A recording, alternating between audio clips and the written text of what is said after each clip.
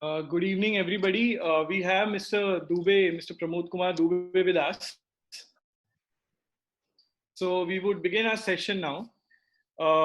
Friends, welcome you all to this interactive webinar. Uh, this webinar, friends, as you know, is in continuation of our earlier webinar, which we had with Mr. Pramod Kumar Dubey, where Mr. Dubey had spoken about art of cross-examination. That lecture which Mr. Dubey gave had an overwhelming response from amongst all section of lawyers, students, and in fact, we had participants, over 900 participants we had on our last lecture. This clearly shows the kind of admiration and respect which Mr. Dubey commands in legal fraternity and amongst young budding lawyers and students. So, friends, while going through the queries, messages, and questions from the participants of our last webinar, we observed that there is an overwhelming demand for a comprehensive lecture on criminal trial as to how to navigate through criminal trial. And hence, we persuaded Mr. Dubey to lecture on how to navigate through the criminal trial. So, friends, before we begin the session, for all those attendees who were not there with us in our first session, let me introduce Mr. Pramod Kumar Dubey to all of you. Mr. Dubey, as you all know, is one of country's most noted and most sought after criminal lawyer. He's a first generation lawyer with a stellar record and a career spanning for over 25 years.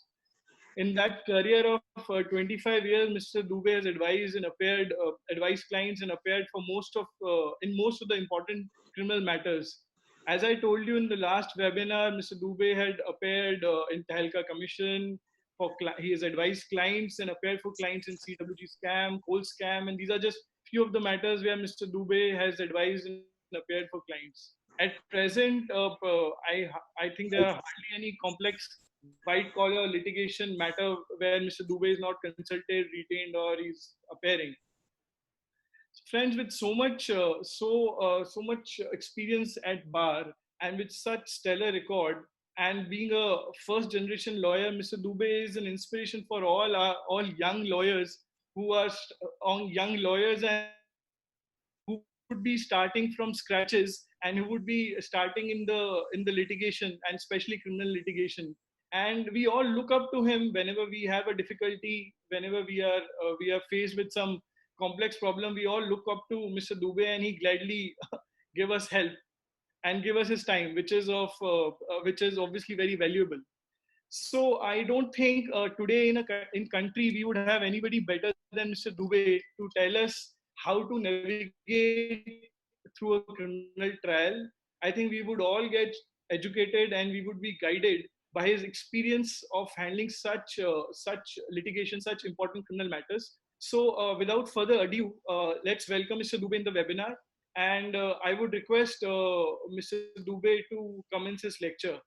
Just one thing before Ms. Dubey commences, I would request all the participants to reserve their questions till the lecture is finished. After the lecture is done, Mr. Dubey has agreed to take some queries and questions, which can be put in Q&A box, which is at the bottom of your screen.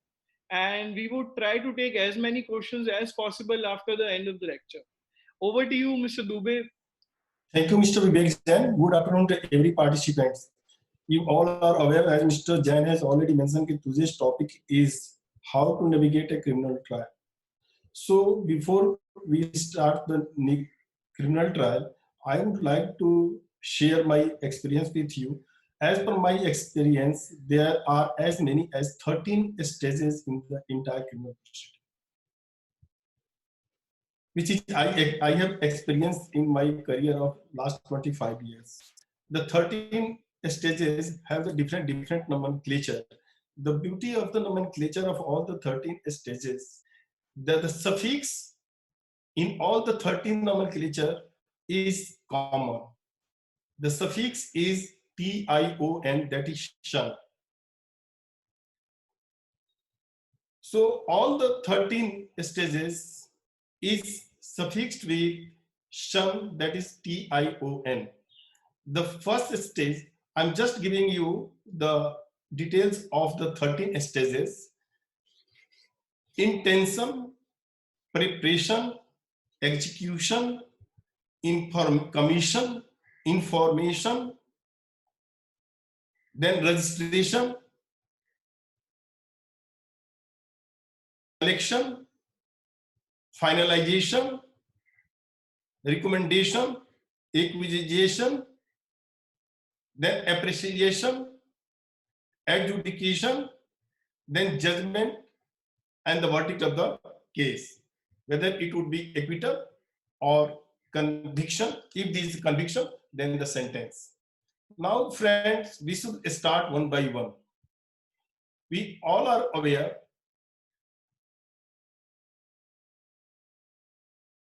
intention. You can say there must be mens rea to commit an offense. So if the moment you have the mens rea, then you start forward to commit the crime. You can commit crime alone, or you can seek assistance of the other person. In common parlance, that person is called the accomplice. If this is the case of the conspiracy, the other person would be called as a conspirator. Offense would be 120B IPC. If it is common intention, that will be under section 34. So with the help of your accomplice, you will execute your preparation. If the preparation succeeded, then it will be the commission of the crime, stage number 3. If fails, so it would be attempt. Now there is a certain judgment which says which kind of the preparation would be attempt or not. Preparation, if not executed, if the preparation attempted and fails, then only would be the attempt. Immediately after the commission of the offense, the next stage is information.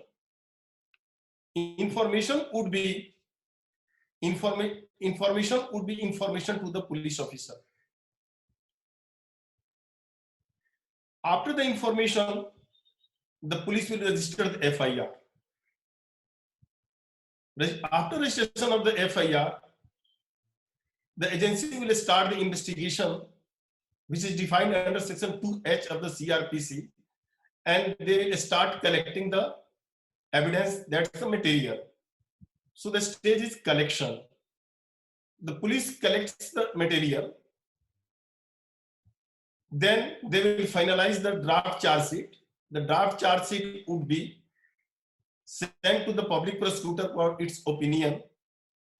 If the public prosecutor is satisfied with the charge sheet, he will recommend the charge sheet for putting before the court of law. Otherwise, he can send back the charge sheet with the query to the investigating agency to fulfill and give the explanation to satisfy the public prosecutor. After the recommendation of the public prosecutor, the case goes in the hand of the public prosecutor, and the public prosecutor would be the master of the case. The matter would be placed before the court. Then there will be the consideration. The court will consider the matter for the purpose of the taking the cognizance. If court satisfied as a case is made out, there will be the process of the issuance, then appearance of the accused, supply of the document, then the argument on charge. Then argument on charge is called the stage acquisition. There will be acquisition, that the prima facie finding of the court, the offense is made out. Then the adjudication will start. In adjudication, the prosecution witness will be examined.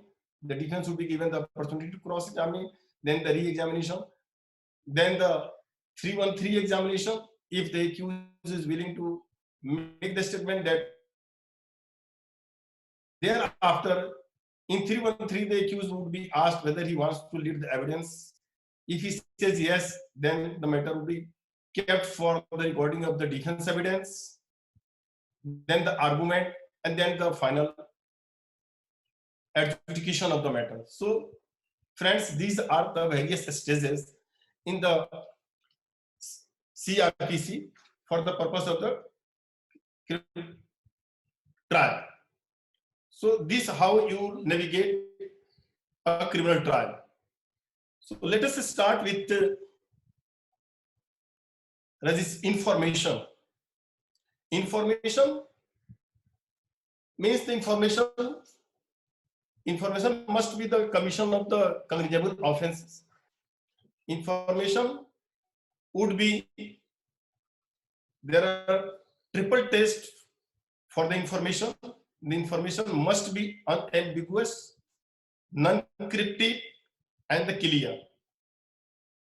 If the information qualifies all three tests, then it would be the information under section 154 CRPC. Here I would like to add here, in the last session I have mentioned the main document for conducting the trial for a criminal lawyer, the defense lawyer. The main book is the Punjab Police Rule. Punjab Police Rule deals with each and every aspect related to the investigation in Delhi.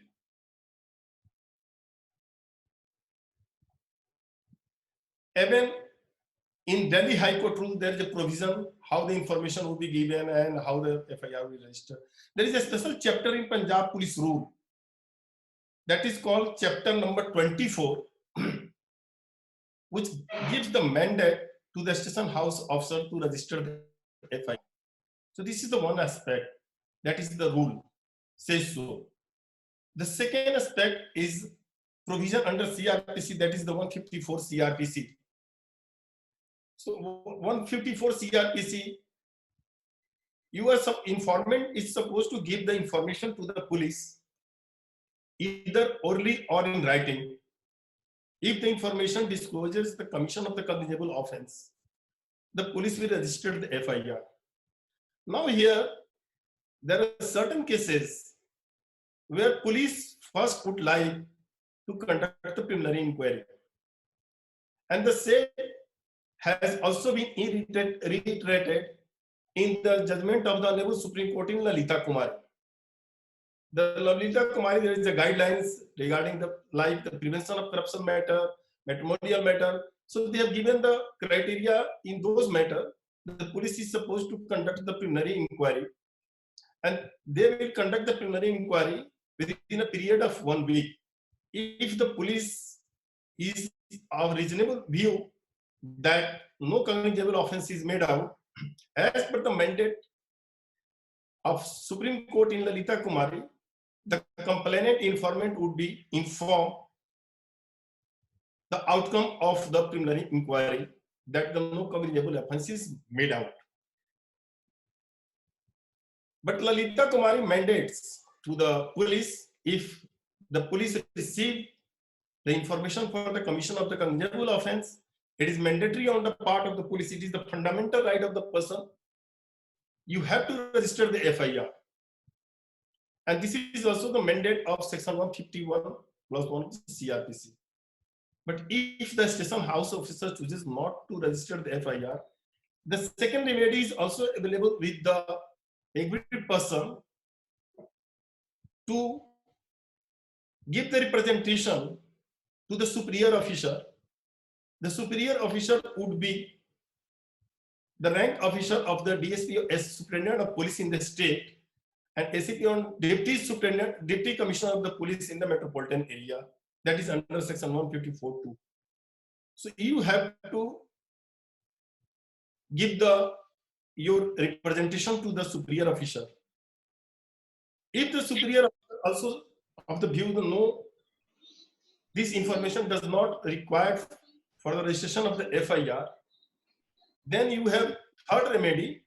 The third remedy is under section 156(3) CRPC. Under 156(3) CRPC, you have the remedy to file the complaint before the Ilaka magistrate.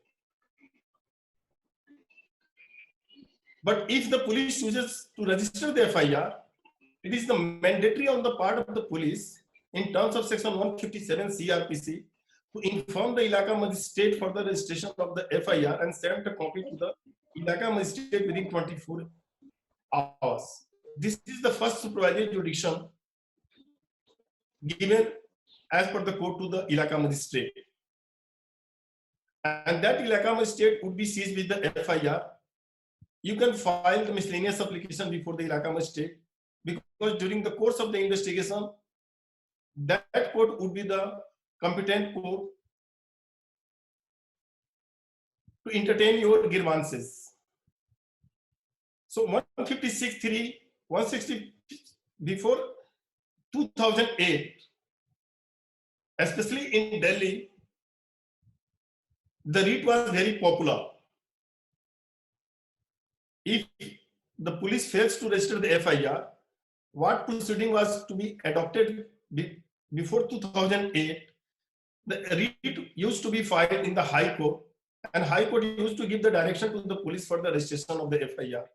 But in 2008, the Supreme Court took a view and passed an order in the Sakiri Basu versus State of UP. Sakiri Basu give the power to the Ilaka magistrate first to give the direction to the concerned police station to register the FIR if the magistrate satisfied for the commission of the condemnable offence.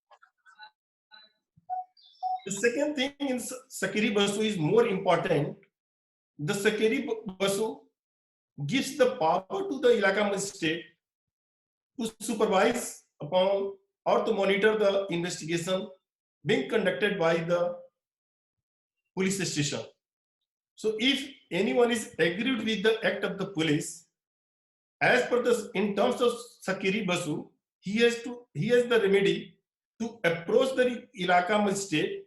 He has to only satisfy the court if the concerned person is the aggrieved person and he has the grievances against the investigating agency on the following counts. You satisfy the court, and the court has the ample power to monitor the matter. You need not. It is not necessary you go and approach the High Court. Even after the Sakiri Basu, the attempt was made before the various courts to file the writ. Our Delhi High Court Justice Mukta Gupta took a stand and passed the order that in view of the Sakiri Basu, the writ is not maintainable. The same view was taken by Divisional Bench of High Court of Madhya Pradesh.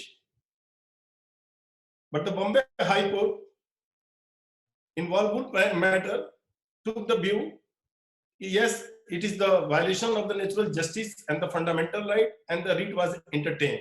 But the most of the high courts of the view first approach the Ilaka magistrate with the application under section 156(3) CRPC in terms of Sakiri Basu. After the Sakiri Basu, the 156 generally is being filed before the court of the Ilaka magistrate. One thing is very important. If you are filing the application under 156(3) CRPC before the Ilaka magistrate, your application must be accompanied with an affidavit. If you have not supported your averment which has been made in the application under 156(3) CRPC, your application would be dismissed in limine. Now here are the two things. What we have learned from my senior, Mr. Siddharth Luthra, the senior advocate. He taught me that if you are going to file the complaint before the Ilaka magistrate, you file the application under 200 CRPC. Along with the application under 200 CRPC, you file a miscellaneous application under section 156(3) CRPC. Give the reason why the police investigation is required. You have to give the reason why you need the police investigation. So you have to first satisfy the court. The evidences which you are proposing to be relied upon are beyond your reach. There is apprehension in your mind that all the evidence could be destroyed or tampered with if the investigation is not given, or the scientific investigation, or it's a deep-rooted conspiracy. So there are so many things more apart from the commission of the condemnable offense. So the 156(3) But in some places, there is a practice to file only application under 156(3) CRPC. If 156(3) CRPC is not allowed, the direction is not given to the concerned police station. So as per the judgment of the Supreme Court, your 156(3) CRPC would automatically be converted under complaint under section 200 CRPC.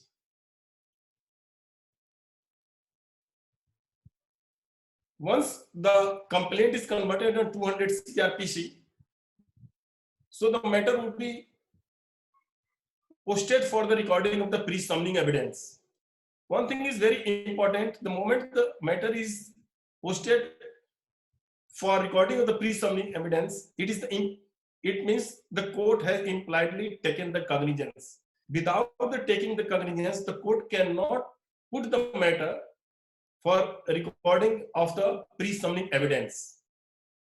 If the court satisfies there is a commission of the offense on the basis of your complaint and the pre-summoning evidence, the process would be issued under section 204 CRPC.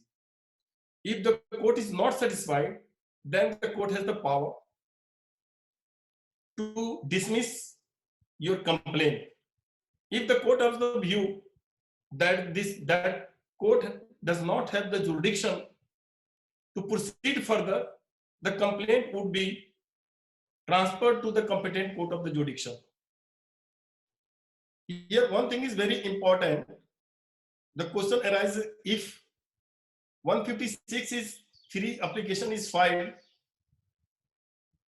before a magistrate who is not having the jurisdiction, can the investigation be, can the FIR be quashed for the want of the jurisdiction? This is one aspect. The second aspect also, if the FIR is registered with the police station who is not having the jurisdiction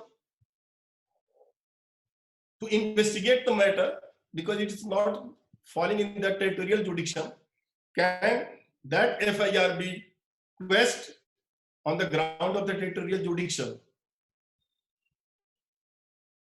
In both the situation, the Honorable Supreme Court has passed the order in Trisome Chemicals that the FIR cannot be quashed merely on the ground of the territorial jurisdiction.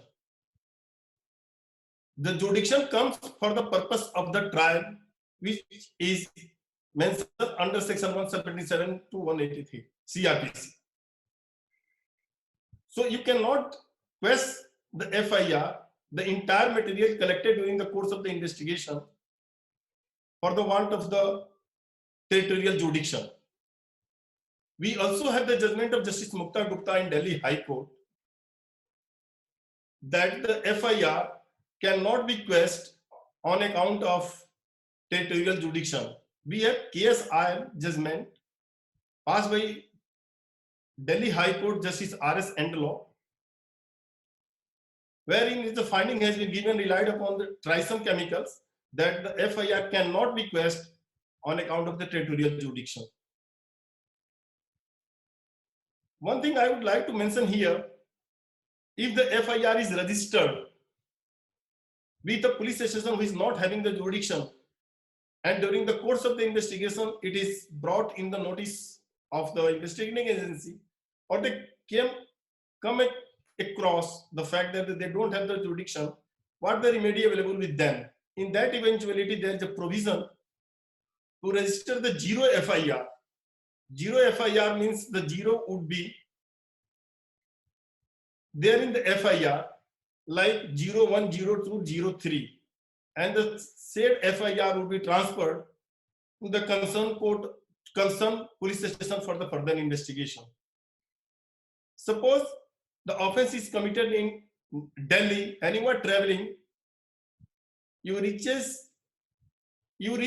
a certain destination, you can file the complaint in that jurisdiction also, and that police officer would register the FIR. If they choose to conduct the investigation, they can do that. Otherwise, they can police station. That is the 154, 156, 157. We have already done. Now 156(2) also. Section 156(2) says the investigation cannot be initiated only on the account of jurisdiction. So even you don't have the jurisdiction, you can conduct the investigation in terms of section 156(2) CRPC. So as investigation will start under 156, the police will issue the notice under section 160 the CRPC to any person to join the investigation, which is also includes the accused, but you cannot summon the accused for the purpose of his attendance to get it arrested. However, there is a provision in 160. The woman or the person below the age of 15 years would be examined at their place of residence. 160 CRPC also says that the notice will be issued to the person who is residing in the territorial jurisdiction of that police station or the adjoining jurisdiction of the police station. So you will issue the notice to your jurisdiction or the adjoining police station territorial jurisdiction. 160, after the issuance, if you fail to comply with the 160 notice, there is a provision for the prosecution under section 174 CRPC. So if you appear before the investigating officer and pursuant to the notice under section 160, then your statement would be recorded under 161. And here the role of case diary starts. The case diary is defined under section 172, which is used for the purpose of making the note of each and every investigation. The case diary is also called the Jimny. It cannot be used by the defense. It can be used by the prosecuting agency or by the court, and the witness can be confronted through the court with the case diary. But the defense does not have the vested right to have the copy of the case diary. But in some state like Bihar, the copy of the case diary is the part of the charge sheet, and it is supplied to the accused also. But in Delhi, the accused are not entitled for the case diary. In Bihar, information 161 is the part of the case diary and it will be recorded in the case diary. But in Delhi, they record the statement number 161 on the different pages also. They have adopted this practice. 164 is the statement before the court of the Metropolitan Magistrate, recorded on oath. Both the type of the statement 161 and 164 are for the purpose of the contradiction. This is not a substantive piece of evidence. Even the 164 statement is the weak kind of the evidence as per the judgment of the Supreme Court, because investigating agency was not having the faith in its own witness. Once after 164, there is a provision under 165. Here, I would like to mention the 165 relates with the conducting the search and seizure. Section 93 is also gives the power to the court to issue the search warrant. But if the investigating agency is not having the time to obtain the search warrant, they can invoke 165 CRPC and conduct the search and seizure and produce the seized material before the concerned magistrate. The search and seizure would be in terms of section 100, where the two witnesses are required, but it is not mandatory. If the witnesses are not available, it could be irregularity. It is not illegality. After 167, the 167. 167 plays a very vital role in the entire criminal proceeding. There is a provision to arrest the person under section 57. The person cannot be detained for more than 24 hours. So the one, as per the 167 CRPC, competent court of law, and the competent court of law on the basis of the Jimny would decide whether the remand is required or not, whether the police custody is required or the judicial custody or no remand. The court will have to take the view on this aspect. And it is very important to note here, there is chapter 11 part B of the Delhi High Court rule, where there is a direction to the Court of the Metropolitan Magistrate how the remand would be given. Even as per the Delhi High Court rule, there is a direction to the magistrate at the time of the remand to sign each and every page of the Jimny, so that to rule out the manipulation of the document, fabrication of the document at the subsequent stage. So 167 also gives the time limit for the conclusion of the investigation.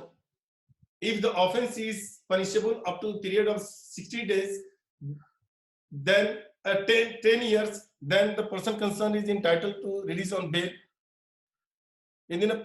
on the expiry of the date of the 60 days. If the offense is more than 10 years, then, and the prosecuting agency failed to complete the investigation and file the charge sheet in those 90 days, the accused is entitled to release on bail. It is called a statutory bail. In loosely terms, it is the default bail. At the time of the remand, suppose the accused is arrested in some other station like the Bombay, the case is registered in Delhi. So what the remedy is available with the arresting officer? He will produce the concerned person before the court of the CMM or CJM, and he will seek the transit remand.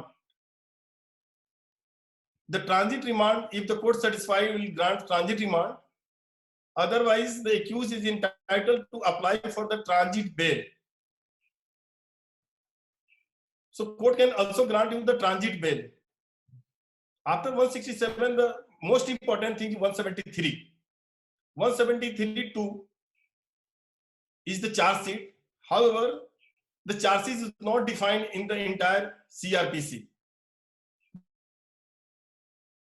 Is police report, which is defined under section 2R. Here, friend, I would advise you,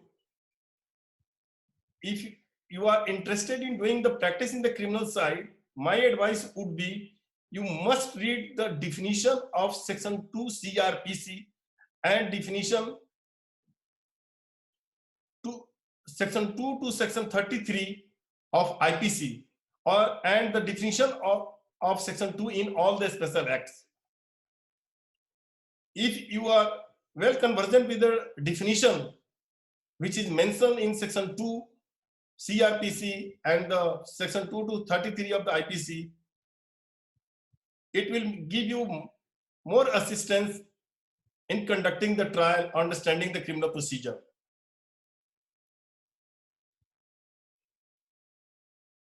So friend, here 173(2) is the police report. After the conclusion, the charge sheet is filed. Even after the filing the charge sheet, there is a provision to conduct the further investigation under section 173(8). But what is important in section 173(8), there must be the present pendency of the report under section 173(2) CRPC before the competent court of law. So the police has the power to conduct the investigation, further investigation, and the first judgment on the further investigation is Ramlal Narang versus Delhi administration, which gives the direction to the police to intimate the concerned magistrate, obtain the leave that they are going to conduct the further investigation. However, the law changed, and Honorable Supreme Court in Binay Tyagi versus Irshad Ali passed the order.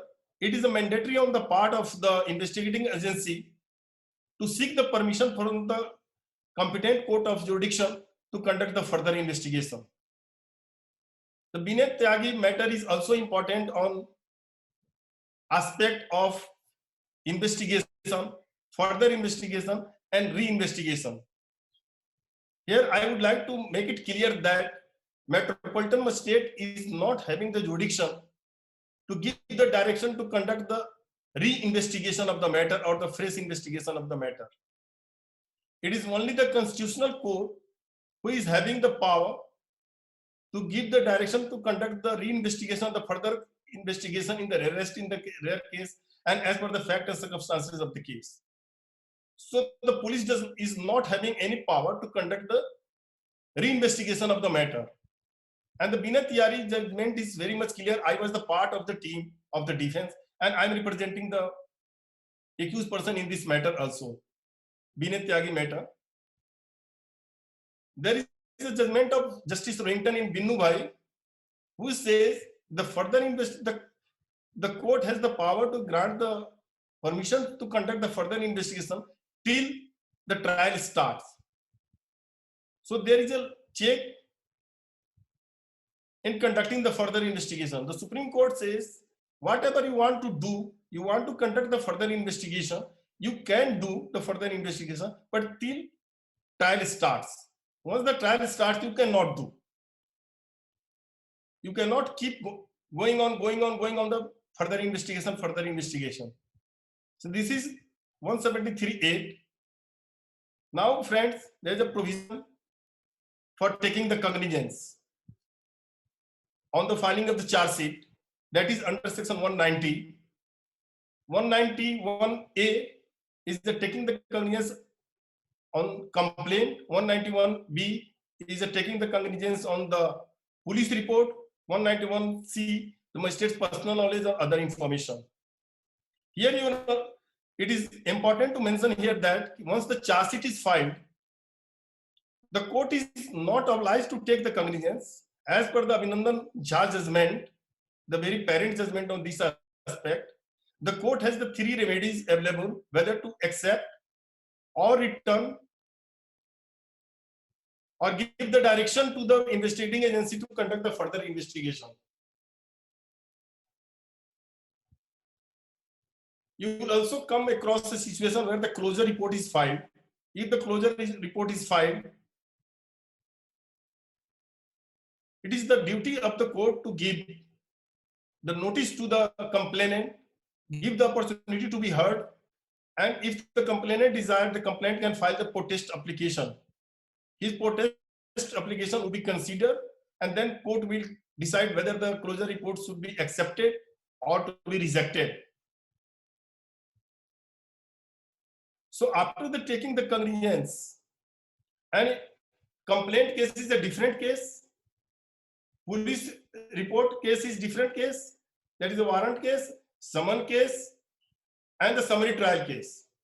So there are warrant case, summons case, summary trial case. Case triable by magistrate, case triable by session. So now, after the taking the cognizance, the summons, even in the police report cases, the warrant cases, the summons would be issued under section 204 CRPC. After the issuance of the two summons under section 204 CRPC, the accused has to appear before the court. If accused is on bail, he is not supposed to take the bail. If accused is not the bail, then he is supposed to take the bail. But in bailable offense, it is the right of the accused to be released on the bail. But non-bailable offenses, accused is supposed to file the bail application. We have the judgment our own High Court, the court on its own motion first, that is judgment passed by Justice J.D. Kapoor, which gives the direction to the subordinate courts if the person is not arrested during the course of the investigation, if the summons is issued to him and he appears before the court, he shall be released on bail. That is the court on its motion 2, where I was the amicus passed by Justice Bipin Sanghi and Justice P.S. Teji. They relied upon the judgment passed by Justice J.D. Kapoor. And the third court on its own motion passed by Justice Bipin Sanghi and Justice I.S. Mehta. So this is the consistent view in Delhi that if the person is not arrested during the course of the investigation, he shall be released on bail. You have also remedy to apply for the anticipatory bail if you are anticipating of being arrested. Your bail application is maintainable even if the summon is issued. In terms of the judgment passed by the divisional bench in P.V. Narasimha Rao, Delhi High Court, if the summon is issued, you can maintain your bail.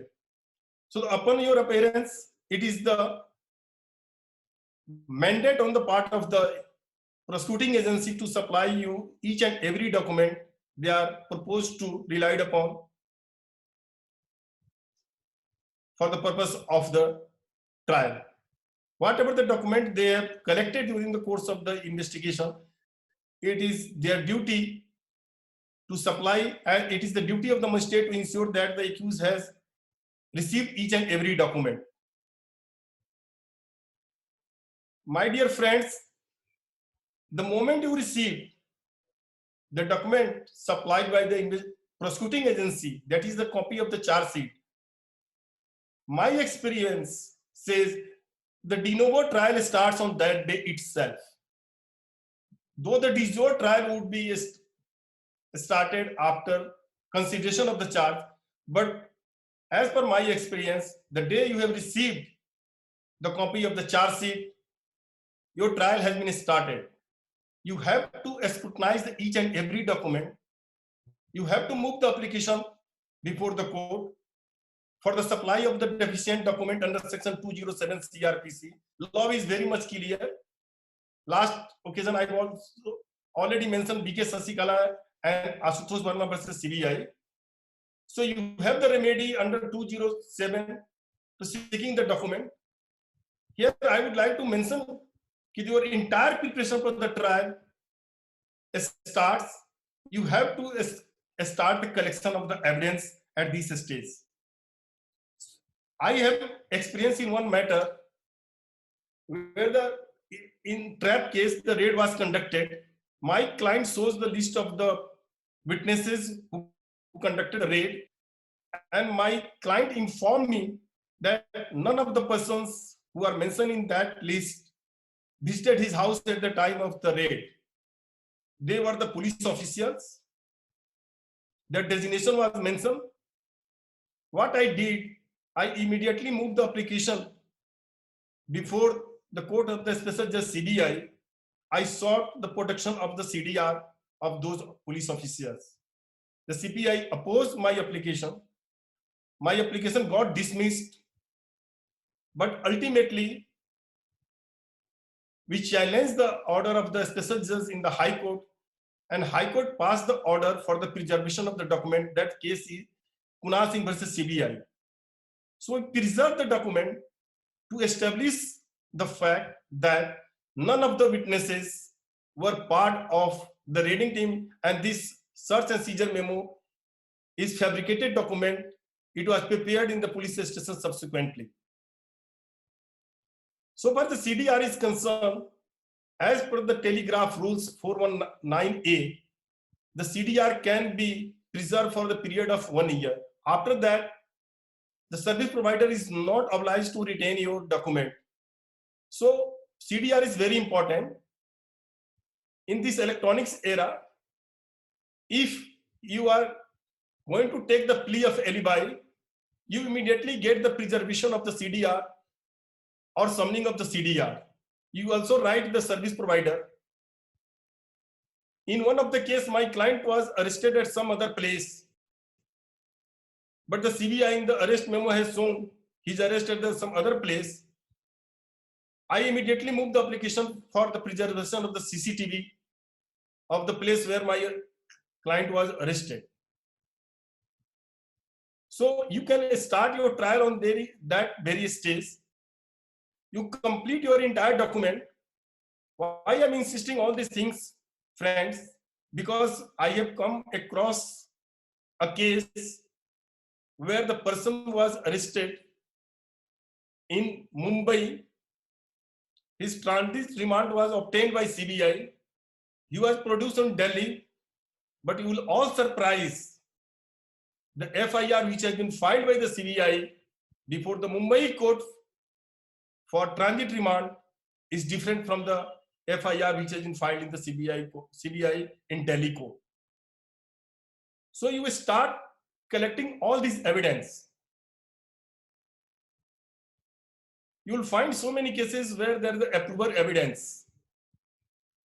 So your duty is here, my advice, to obtain all the application filed by the approver.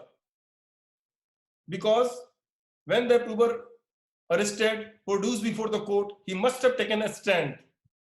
His stand must have been recorded by the court at the time of the granting the remand. So you see what stand he has taken, whether his stand was inculpatory or exculpatory. Because for the purpose of the reliance of the statement of the approver, two things are very important. First, you have to see the reliability, then the corroboration. Because the statement of the co-accused is the very weak kind of evidence which has been decided much prior in 1964 in Haricharan Kurmi versus State of Bihar, which was followed in Paramhans Yadav versus State of Bihar in 1987. The disclosure statement of co-accused is an inadmissible piece of evidence.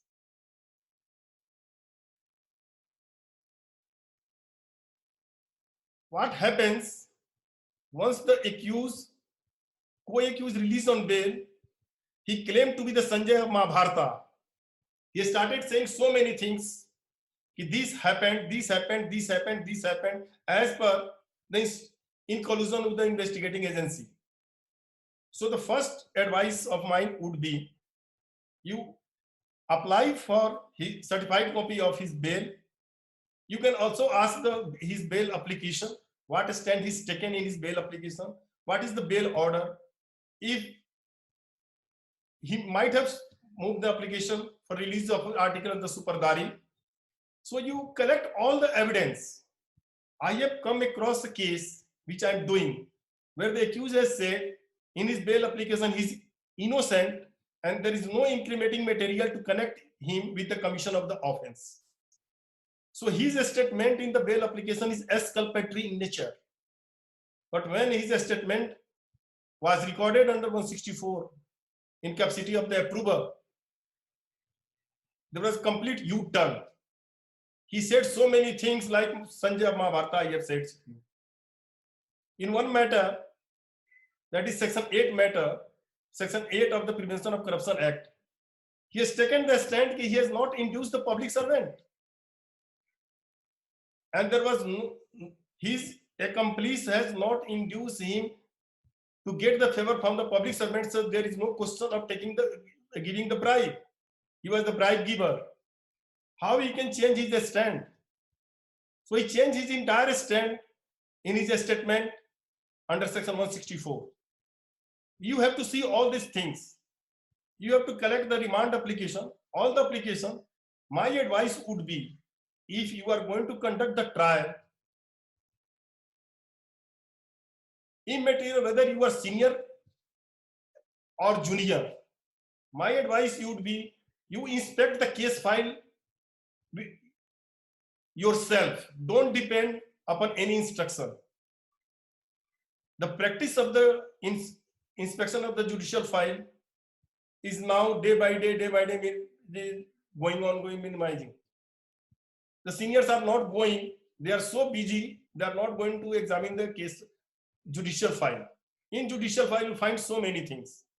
Why they are not intended to inspect the judicial file? Because the court order is very much available on the internet. So this is the internet era. They don't believe in the examination of the judicial file. So you'll find so many things. The second thing, you must visit the scene of crime. You must visit the scene of crime. Like the case of accident, murder, robbery, kidnapping, trap cases. In all these cases, if you have visited the scene of the crime, you will be better position to examine the witness on the point of topology. There is a provision to prepare the site plan under Punjab Police Rule 25.13. So you take the site plan which is going to be relied by the prosecuting agency. You visit the site, compare the site. If required, you prepare the site plan for the purpose of the trial. But you must visit the site plan. Why so?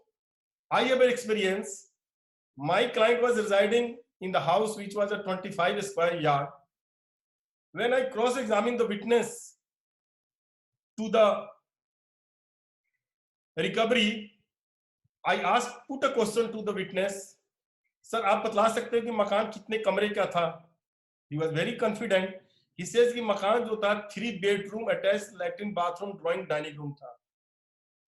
How it is possible? 25 square yard cannot consist the 3 bedroom attached latrine bathroom drawing room dining room. So you can easily bring the contradiction on the record. If you are able to prove all this contradiction, you can move the application under section 310 CRPC for the inspection of the site by the court or the appointment of the commissioner to inspect the site. So these are the tricks which you can adopt. But if the trap case, in one trap case, which I have experienced, the topology was altogether different. If the topology was altogether different, so you are easily able to establish the fact this witness was not there at the time of the conducting the trap. So you must take the pain, visit the site. Site inspection is very important. You sit with your client, discuss the matter in detail, get each and every small information from the client and start collecting. You have the remedy under section 91 CRPC to move the application before the competent court of law for summoning of the document. We have the judgment of our own High Court of Justice R.K. Gauba, which says even you can summon the witness prior to the stage of charge and the witness can be examined before the court of law. So don't be hesitant in collecting all the evidence. Once the trial will start, you won't get the time, and by that time all the evidence would be destroyed. So you collect all the things, all the materials at the time of the supply of the document. When I was doing the matter of Mr. Tarun Tejpal in Goa court, the matter was, when I entered, the matter was already committed to the court of session. And the relevant documents were not supplied. I immediately moved the application for the supply of the document. The court was kind enough to allow, and we got the ample evidence to cross-examine the witness. Even in one of the OS case, the matter got committed because those days the complaint used to be filed before the court of CMM in pertaining to the OS Act. Now the law will change, it will file directly before the court of session. So all the materials, don't be hesitant. You collect each and every document. You have the judgment of Nitya Dharmanand of the Honorable Supreme Court Justice Adarsh Goyal and Justice Uday Lalit.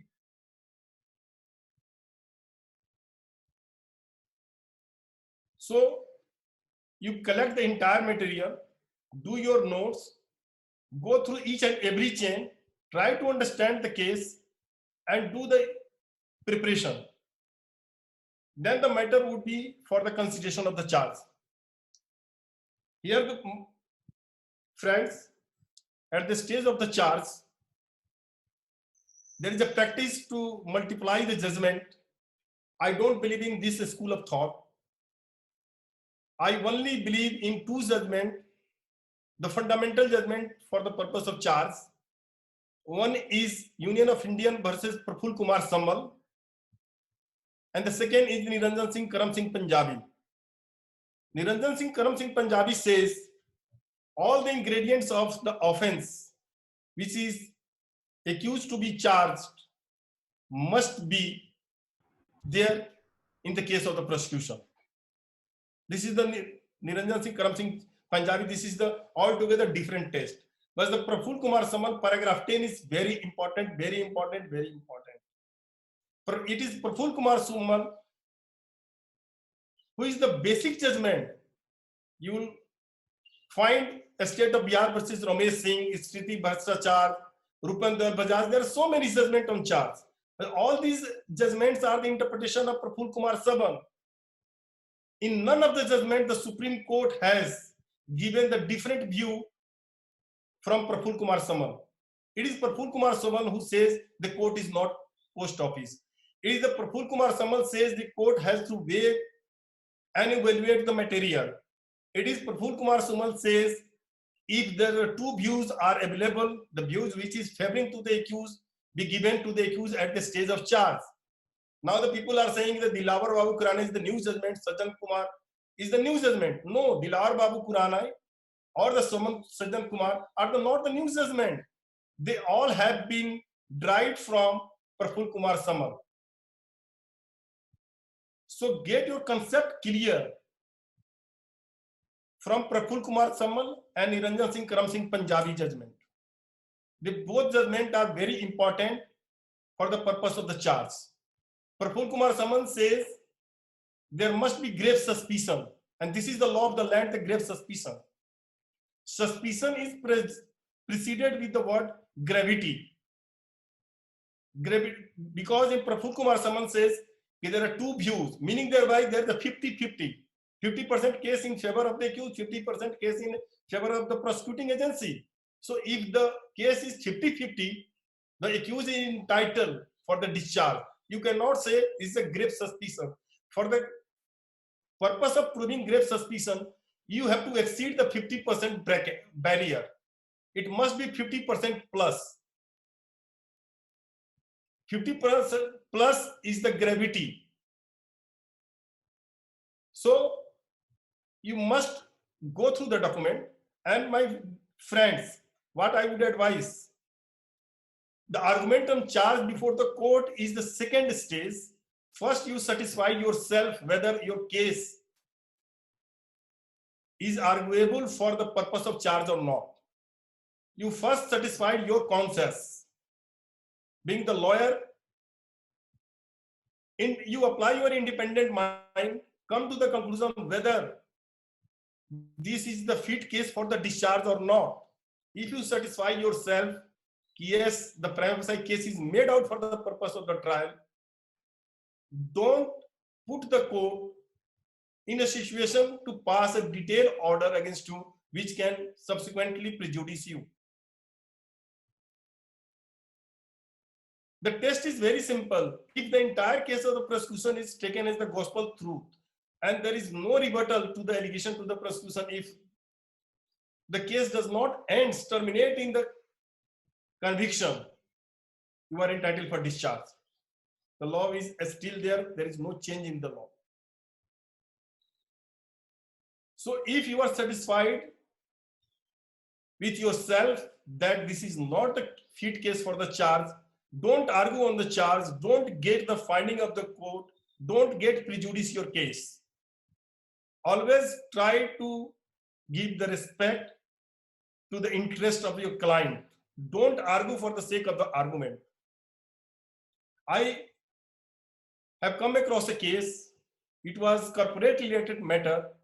The matter was fit case for the acquittal. The matter was argued. All the loopholes in the matter were disclosed. The investigating agency filed a supplementary charge sheet. Loopholes were fulfilled. The person was charged. They faced the trial. So don't do all these things to satisfy your client. You first satisfy yourself. Don't go for the argument on charge for the sake of the argument. I am repeating again and again.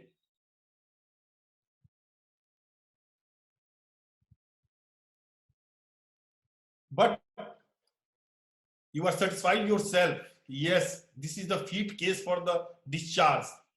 Don't get hesitant in arguing the matter.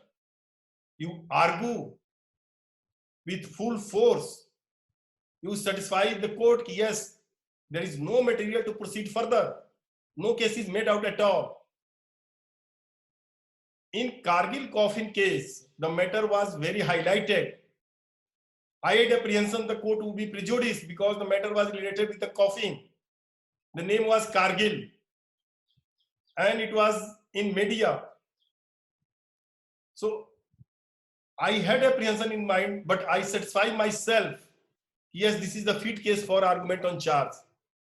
And ultimately, my accused got discharged in Kargil coffin case. In another matter, coal block matter, I argued the matter, my client got discharged. But it does not mean we are arguing each and every matter on the argument on charge. You are the senior advocate, you are the junior advocate, you are non-designated senior. You take the decision yourself. Don't waste the time of the court. Don't get the finding against yourself, your client. Once the finding is there, that finding would give the trouble during the course of the trial. So my friend, be clear in your strategy. The second thing, your defense should be clear. Your defense should be clear at the very inception. You must be clear in your mind what would be your defense, how you will start your journey, where you are going to terminate the entire case, how you will start, how you will terminate. There must be clarity in your mind with your complete defense. So you do in a detailed preparation for your case. Don't go with the volume, go with the quality and justify your brief. So my friend, these are the certain tips for conducting the trial. Read Punjab Police Rule thoroughly, volume 3. You read section 20, chapter 24. 24 is very exhaustive chapter. That is how the investigation would be conducted, how the case diary would be maintained. All the things are mentioned. And what you are required to. The requirement is being a counsel for the accused. Whenever you are moving any application, you are seeking the discretion of the court, finding of the court, onus lie upon you to show the prejudice. Friends, there is no thermometer to measure the temperature of the prejudice. There is no scale to measure the length of the prejudice. There is no weighing machine to weigh the prejudice. There is no method to judge the prejudice. But yes, there is a provision. The heart of the criminal jurisprudence is Article 21. Article 21 says no person shall be deprived of his personal liberty except with the procedure established by law. The moment there is a violation of the procedure of law, the prejudice is caused to you. But don't get confused with the irregularity and illegality. If you have confusion in the irregularity and illegality, you must read section 464 and 465 CRPC. Irregularity can be cured, illegality cannot. So you have to show prejudice. You have to create, in a case, criminal case, you have to maximize the doubt. You have to maximize the doubt. You have to show the maximum violation of the procedure established by law. If you are able to establish the maximum violation of the procedure established by law, you will have more chance to draw the attention of the court, to draw the adverse inference against the prosecuting agency under section 114G of Indian Evidence Act. So you maximize the doubt, you maximize the adverse inferences. The more you get the doubt, you more get the adverse inferences, the more you get the violation, able to establish the violation of the procedure established by law, the more chance of getting the acquittal in the matter. So you have to show the prejudice, you have to maximize the doubt, you have to break the chain of the cases.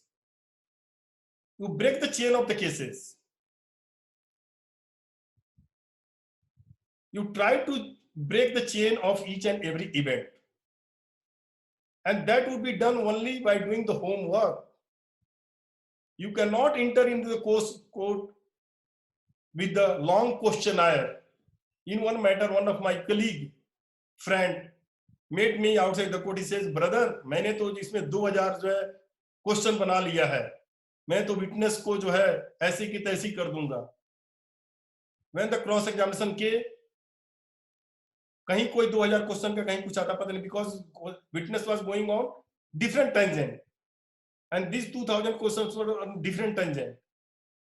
So don't try to impress your client by making the number of the questionnaires. Be clear in your mind. Once the charge is framed and accused signed the charge, claim not to be tried, the trial starts. In the trial, friends, first the prosecution witness will be examined. The second, he will be cross-examined. Then, if required, re-examined. But there is a provision under section 294 CRPC for the admission and denial. Even the accused can move the application before the competent court of law for admission of denial of the documents. Prosecuting agency can also move the application. If the application is moved, that application would be exhibited.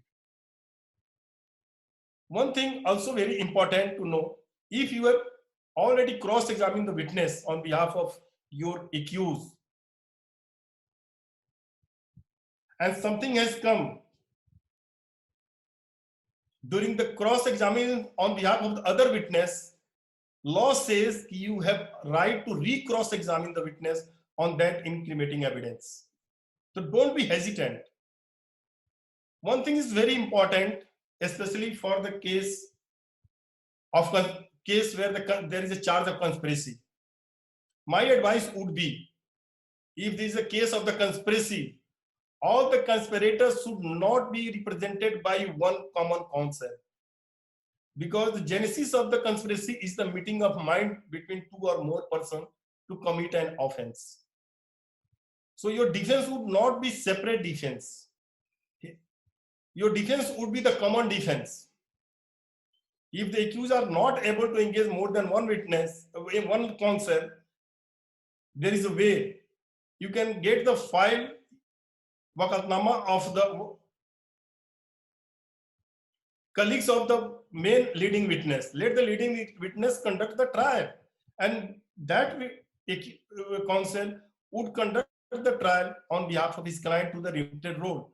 But in conspiracy case, my advice, he tried to avoid engage one counsel to represent all the accused persons, because the conspiracy chain would not be broke.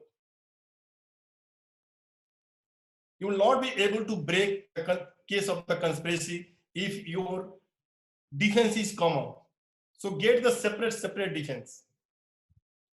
Third thing, if you are taking the plea of alibi, to support the case of a plea of alibi, you must be credential document to support the case of the plea of alibi, otherwise you don't take. So far the defense evidence is concerned, I'm not in favor to examine the witness in the defense. I'm very conservative school of student. I don't believe in this kind of the defense evidence, but if there is a reverse presumption, like in DA case, onus lie upon you to give the explanation to the source of the property. In dowry cases, in PMLA cases, or in some other special acts, if the prosecuting agency is able to prove the case beyond the reasonable doubt, in that eventuality, my suggestion would be you examine the defense witness. But your defense witness should not be weak. If you have doubt in the defense witness, don't go for the defense witness. There is also the provision after 313 statement, there is a provision to examine the accused under section 313. All the incriminating evidence would be put to the accused, and the statement of the accused, explanation of the accused would be taken without oath. This is the only provision where the statement of the accused will be recorded, but there is no provision in the CRPC which compel to make the statement of the accused on oath. It is the free desire of the accused to enter into the witness works as a witness under section 315 CRPC. Accused can examine himself as a witness under section 315 CRPC. The moment he will enter under 315 CRPC, then he had to depose as a witness, he has to take the oath. So friends, there is no difference witness between prosecutor witness, defense witness, accused witness, court witness. There is no difference at all. They all are on the same footing.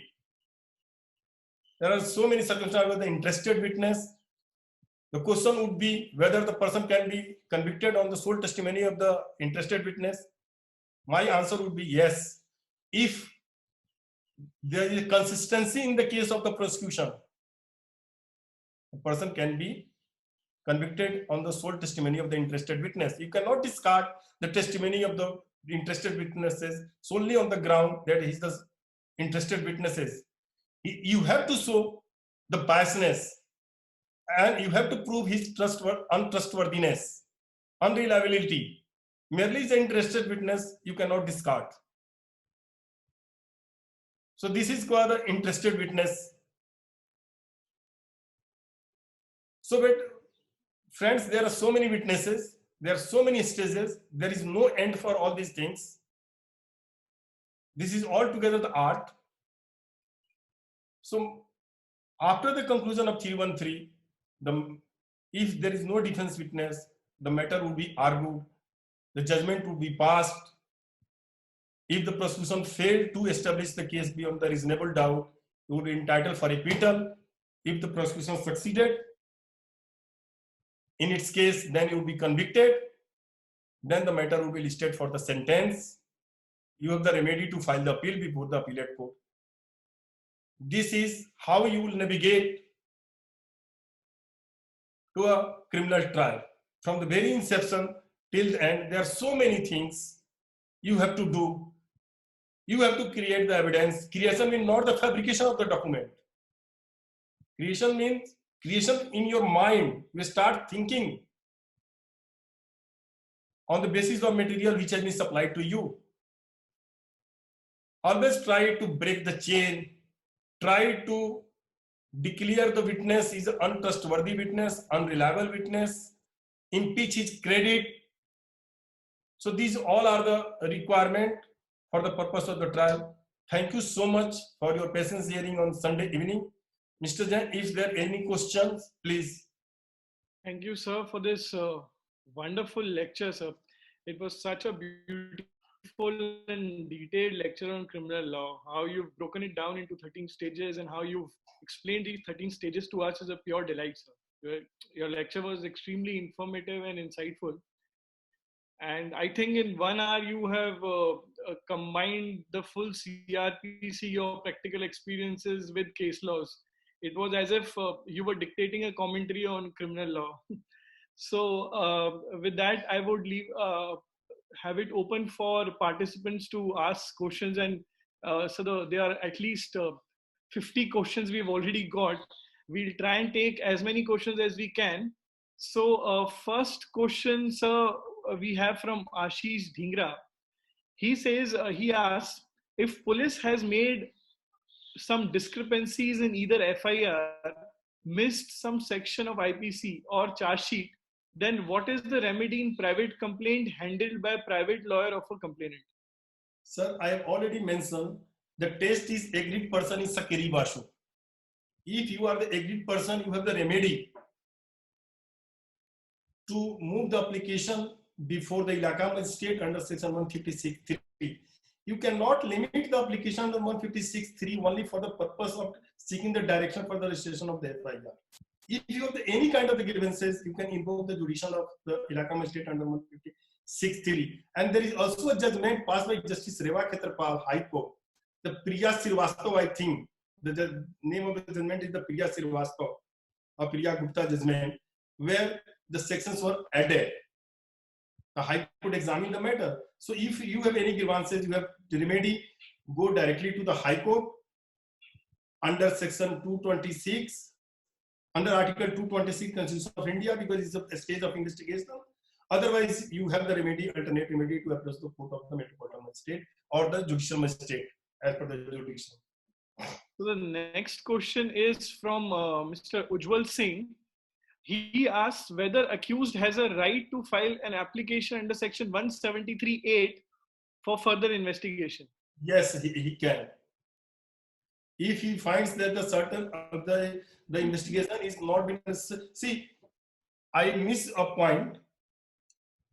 If you have the document which is exculpatory in nature and the document is going to help you, if you are submitting the document to the police and the police is not taking the document, you are ready to send the document through post, because the moment you will send the document through the postal mode, that is the speed post, you have the tracking mode to see that the document has been received. Otherwise, my advice would be, here the two remedies available with you. One, you can do file the application before the Ilaka magistrate with the prayer that let the documents should be taken on by the police and the investigation be conducted.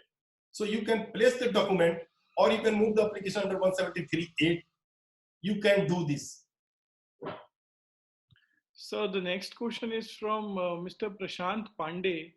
He asks, if a public prosecutor bring the statement under 161 of the approver of the offense after 8 years of offense, which is approximately 12 pages, but his previous statement under 164 was only 2 or 3 pages, can we file complaint under section 340 CRPC? No, you have to first see is there any manipulation or the forgery of the document. If the statement was recorded during the course of the investigation, the public prosecutor fails to file the document, he can do that in terms of the judgment of the Supreme Court in RR Charis. In RR Charis, they give the right to the prosecuting agency to file the document. So they can file. You have to establish the fact that whether this document was there in the case diary or not. Thank you, sir. So the next question is, I'll just take the next question. It's from Mr. Karan Gogna. He says, if the magistrate directs the SHO to register FIR and feeling aggrieved by the said order, the accused files a revision, is the revision maintainable? Yes, revision is maintainable. Or he claims further, he says that, or the IO should investigate the matter. If no case is made out, can he file closure? If you have the faith in the investigating agency, you wait for the conclusion of the outcome of the investigation. Otherwise, you have the remedy to challenge the order in revision. But in revision, you have to make the proposed accused as one of the respondent. Sorry, you have the remedy to file the revision. You can maintain the revision against the order under section 156(3). Okay, so the next question is from Mr. Vikhyat Oberoi. He asks, can a disclosure statement under section 27 Evidence Act of an accused be used by a co-accused to establish his defense? I have already stated the disclosure statement of the accused is inadmissible as law is laid down much prior in 1964 in Haricharan Kurmi and Pramhans Yadav. If there is no recovery pursuant to the statement is inadmissible. Disclosure statement of accused even cannot be considered for the purpose of charge. The judgment of Justice M.S.S. Siddiqui of Delhi High Court is clear on this aspect. So the next question is from Mr. Harish. He says, sir, in spite of application under 207 CRPC for demanding documents, but the same is not decided by the trial court nor the prosecution supplied the document. What remedy do we have if the trial has started? You can approach the High Court under section 482 or 226, 227. You can challenge, you can get the direction from the High Court to get the application decided by the trial court. Or you move the application before the trial court for disposal of your application. If the trial court is still not decided, then you are ready to go to the High Court. Thank you, sir. So next question is from Prashant Pandey. He says, in a special act where time can be extended, say Makoka, where time is 180 days, where extension of 180 days can be granted. Can this reason be COVID-19 corona for extension of time? Will this be illegal? There is no amendment in the law. Unless and until you amend the law, there is a legislation, you cannot extend all these things. It is the unfettered right of the accused. Accused is entitled to be released on bail. So the next question is from Karthik Venu. He asks, at the stage of investigation, to what extent can a prospective accused submit representation evidence to the IO, and to what extent can the said prospective accused insist such cooperation tendered by him as a part of charge sheet? Is there a method by which the same can be placed on record of the court before the stage of defense evidence? I already mentioned under section 91, you can submit the document by post or by moving the application before the competent court of law. You can send the document so that tomorrow they will examine, because the law is very clear on the point of the charge, the state of Odisha versus Devendranath Pandey, which says you cannot argue on the document which is not the part of the charge sheet. So you move you place all the document to the investigating agency, so you will be in a better position to get the document summoned by the court under section 91, and that could become the court of record of the trial court. You can argue on this aspect also. So the next question is from Prakash. He says, in 498A matter where parents have sought bail, however, the husband who is an NRI is in Australia, and an ex parte has been issued against him in DV from the court. What is the procedure to issue lookout circular against him? Come again, please. You are not audible. Please come again. Sir, Prakash asked the question saying that in 498 matter where parents have sought bail, husband is an NRI, he is in Australia, and ex parte warrants have been issued against him from the DV court. What is the procedure to get lookout circular issued against him? The lookout circular would be issued by the investigation. Salman Singh Salkhan judgment is clear. There is a guidelines on what circumstances the lookout notice would be issued. It is the investigating agency's prerogative to get the lookout notice issued by the court, by the concerned agency. So now Vidur Nair asks, sir, is there a difference in what accused has to show in seeking discharge and in seeking quashing of FIR and charge sheet before High Court? I think that you've already explained. It's already clear. The discharge you can seek only before the court who is hearing on the point of the charge, and the questioning would be before the High Court. So Mr. Ram Avatar Sharma, he asks, just a second. In one matter, police makes one of the accused approver, but 306 CRPC pardon procedure not initiated by court. Now court is at the stage of recording PE. What can I do at this stage? If he's not granted the pardon, it is bad luck, because the court has to satisfy whether he would disclose all the facts, whether the making his approval is going to support the case of the prosecution or not. That's why it is given the power to the court to examine the 164 statement. If the court satisfies, yes, his testimony is going to support the case of the prosecution, in that eventuality he would be given the pardon, otherwise not. So next question is from Mr. Ujjwal Sinha. He asks, for the purposes of calculating the period of 60 or 90 days under section 167, if in a case the accused is released on an interim bail, whether the period on which he was on bail would be excluded for the purposes of computation of 60 or 90? I think that would not be excluded. So we have so many questions pouring in. I think we have constraint of time also, and we would request all the attendees to post questions to us. We would be putting an email ID here, and we would try to reply as many as queries as possible. So with this, we would conclude this session, sir. It was a great session where you've actually dictated a commentary on criminal law. I think somebody could actually transcribe it, and there would be a commentary available for the young lawyers to refer to. I think with case laws, provisions, personal experience, I think this is one of the most useful videos and lectures I have seen on criminal law, sir. And I hope the attendees would also get benefited from this exercise. And we hope to catch up and pester you for other lectures also to continue this series. And we would inform all the attendees as and when our next lecture would happen. So thank you very much for coming here and giving us lecture on such short notice. Given the huge demand and given the numbers I see today of attendees, I can only say that we would again pester you for another lecture in a very near future. Thank you very much. Thank you to all the attendees. Thank you to all juniors who've helped us in compiling this whole and arranging this whole session.